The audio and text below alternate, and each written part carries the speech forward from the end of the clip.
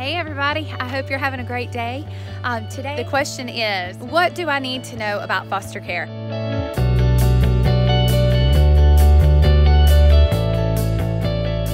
Okay, so as I get ready to share these answers with you, I wanted to tell you that this is a group of women that inspire me so much. There are many of them that I call some of my best friends. There are a few that we met through the foster care journey. Actually, pretty much all of them we met through the foster care journey. And that is one of the biggest things, is finding your network, finding your people, your community. And we'll hit on that in one of the answers in a little bit. But I want to thank all of these ladies for helping me out with this and answering these questions for me. And you rock, you're awesome. Okay, so the first one, what is something you want people to know about foster care? And this came from Kim. They grow up to be teenagers. And you might be saying, well, yeah, duh, but Kim is amazing. She is just an absolutely amazing woman. And she is doing an amazing job raising these teenagers. And that is something for me with younger ones. It is so scary to think about, is they're all going to be teenagers one day. Christy said the number of visits, and this one, oh goodness, it could not be more true. You need to go ahead and know, this was not something that a lot of people know going into this, but when you get into fostering, there are going to be all kinds of visits, from social worker, licensing worker, possible family visits, and for some people that's multiple times a week. For our situation, it's just once a month, and then some it might be less or more, but a lot of times that's something that you're going to want to be willing to participate in. I know some people, the social workers carry the kids to the visits and stuff like that. But for us, we love going to those visits. We love that connection with the biological family. I think that's something that I really encourage. As long as it's safe and healthy for you to be able to do that, get involved with these families. Sometimes the situations are hard, but these are people that are broken, and a lot of times they love their kids and they just need help and they need support. And whether they go back home or not, that family bond is very important. And so, yeah, I would encourage you to do that. And then just know that the number of visits, social workers and all that kind of stuff, court and all kinds of meetings. It's lots and lots of visits. So great one, Christy. Leslie, this was one of my favorite ones. It is great for your biological kids. That was one question I got asked all the time, is how is this going to affect your kids? And sometimes it kind of got to me and I was like, well, I don't know. Is this going to affect them badly? How is this going to affect them? And then I started really praying about it and reading some about it. And I read a post one day. It was a great post. And this was a woman in her early 20s, and her family had fostered. And she was talking about the impact it had on her. And she said, I'd be more concerned with asking myself, what's the effect on our kids if we don't do this? And so when Leslie brought this up of, you know, the compassion and all the lessons it teaches your kids, your biological children, gosh, I mean, I know Candace and Mason have had to learn some hard lessons. We've had some placements come and go. We've had some really tough placements. And they have learned firsthand, what does it mean to show grace? What does it mean to have compassion? What does it mean to love the orphans? And even though in our situation, these kids aren't really orphans because they have a family, but you get what I'm saying. Like, it just, there's a whole lot of lessons to be learned there. There's so much there to teach kids that this world is not revolving around them, that this is a broken and lost world, and somebody needs to help, and it starts with us. And so I love that one. That was a great one, Leslie. Thank you. Saying goodbye is hard. This one came from Jenna, and saying goodbye, this was one of the ones she gave me, and it's hard no matter the situation, whether they are returning home, whether they're having to leave you and go to another placement. Saying goodbye is hard. And it's just one of those things you kind of need to jump into it knowing it's going to be hard, but that's okay. You can do it. The next one is from Jackie, and this one is so important, guys. Trauma rewires the brain. Whether this trauma is coming from infancy or whether you have an older child or a teenager, the trauma that these kids have experienced, it is beyond them. It is, it does, just like Jackie says, it rewires the brain. Their thinking changes so much. The kid that hoards food, it might not be like an eating disorder. It might be because in their mind, they don't know if there's going to be another meal. You know, when they jump and get mad over everything, their brains have been wired like this. And I think depending on the situation and depending on the age, some of those things take more progress or take more time to help out of as others. And some of those, it may be wired in them forever. I don't have a whole lot of experience there necessarily, but with ours, you know, ours have been over a year, let's say. The transformation has been very great. And so, but there's still stuff there. You can always tell that a child shouldn't have to feel that insecure about things. So the trauma there is so great, and it just takes time and patience and grace and patience over and over and over. One that came from Megan was this is a great one. Help a foster parent out. This is something that being a foster parent can be very lonely. If you don't have people in your direct social network of friends or your direct community and stuff like that, being a foster parent can be really hard. It can feel lonely. You can feel like nobody really understands what you're going through, or nobody understands how this works or why you're doing what you're doing. Oh my gosh, that one.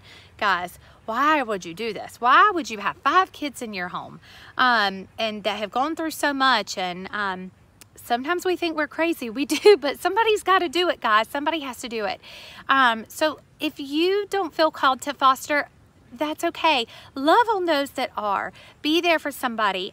You may not understand their heart and their passion directly, but be a friend for them. Offer a meal, offer a night of babysitting, or just come in to visit or talk, or a card. Hey, I'm thinking of you, because it's a lot to go through, and you have to find that social network. You have to find your group of women, your group of friends, all these women that answered these questions for me.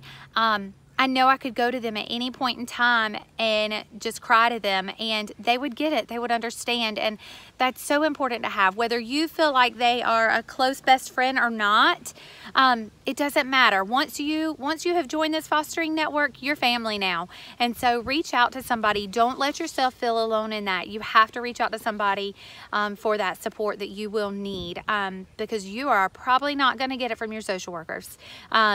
Sometimes you have great social workers. Sometimes for us right now, we have an amazing licensing worker. We absolutely love her. We have amazing guardian ad litems. The social workers, on the other hand, find yourself support. Find some support somewhere. All right, moving on. This one came from a few different people. We are not amazing people. We are not any different than you. We are a hot mess. We yell and scream at our kids all too often. We get frustrated. We cry. We yell. We get mad. I mean, the laundry and the dishes, I'm outside right now for a reason. My house is a hot mess. So we are not much different from you. We're just kind of willing to do it.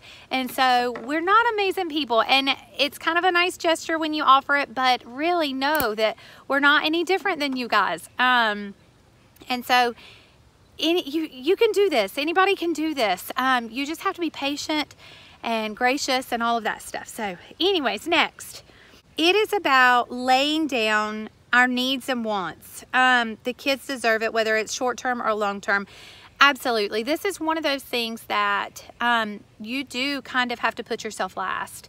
And you are putting a child's needs, and I'm not saying that in a way of don't take care of yourself, don't worry about yourself, because you do need to do that. But there comes a point in time when we have to serve others, and we have to look out for others, and these kids can't do it on their own. We have to help them out with it, and we've got to do it.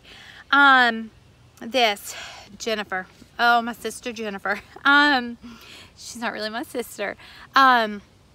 Jennifer and I have a very special bond. We shared a child in the fact that a child that came to us was not able to stay with us and went to Jennifer. And that child is no longer with Jennifer, but they were amazing. They were amazing foster parents. And I know she didn't feel like it some days, but they were such a blessing, and they showed so much grace and compassion and love to this child that needed it so much. But what she said, and this is so great and heartbreaking at the same time, is love isn't enough. You hear people say they just need love, and you jump into it thinking, oh, I'm gonna get these kids in my home and I'm gonna love them. Guys, that's great, but I hate to break it to you, but love is not enough for a lot of these kids. Sometimes the trauma is so deep, there's so much more needed than just love. And you can love these kids all day long, but sometimes there are mental disabilities, and there are just situations where your love isn't going to be enough to heal them. That doesn't mean you stop loving them. That doesn't mean you stop taking care of them. It just means that you understand that you can love them all day long, and they might not love you back for it. They might not heal. They might not get through this trauma, but that's okay. You keep pushing on, and you find your support, and you find your people, and you can do it. Okay, this is the last thing, and this is the biggest. I saved this biggest for the last. I mean, Sarah, Courtney, Megan, so many. You know, this is something that Courtney and she is one of my best foster friends. She is one of the first people that I met getting into this journey, and that has helped me so far along the way, and we have talked about this so much. And this hits home for probably every foster parent that's out there. Do not say to us, I could never do it, I would get too attached. Guys, what does that say about us? I know you mean it in love. I know you do, I hope. But it is almost like you're saying we don't have a heart, or we're not compassionate, or we're not going to allow ourselves to love deeply. And that is just not accurate. That is the point of this. The point of foster care is to love deeply. I mean, that's what you have to do. These kids need people. She said these kids need people who attach and love big. And someone else said, the point is that we care more. Oh, this came from Sarah, so good.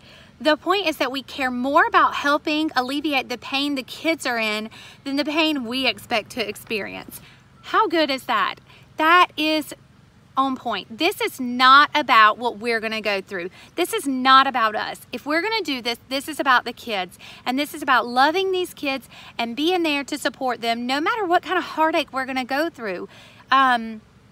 You know, I think I hear often, you know, people say, well, I don't know if this kid's going to be a good fit for us and all that. Guys, we're not a fit into God's kingdom. God accepts us as his children when we don't deserve it. Look at our behavior. Look at what we've done. Look at how many times he forgives us over and over. And we want to determine whether a child is a good fit for us. Now I know there's certain situations I do. I'm not trying to debate all of that. But what I'm saying is, don't tell us you can't do it, because you can. These kids need love. They need support. They need structure. We have hearts. We love these kids. We love them big, and we love them with all that we have, because that is what we're called to do. These kids need that. They deserve that. They deserve to know what attachment is, even if it means our hearts get broken at the end of the day. So I hope this gives some insight to you, and I hope you guys have a great afternoon, and we will talk soon. Bye.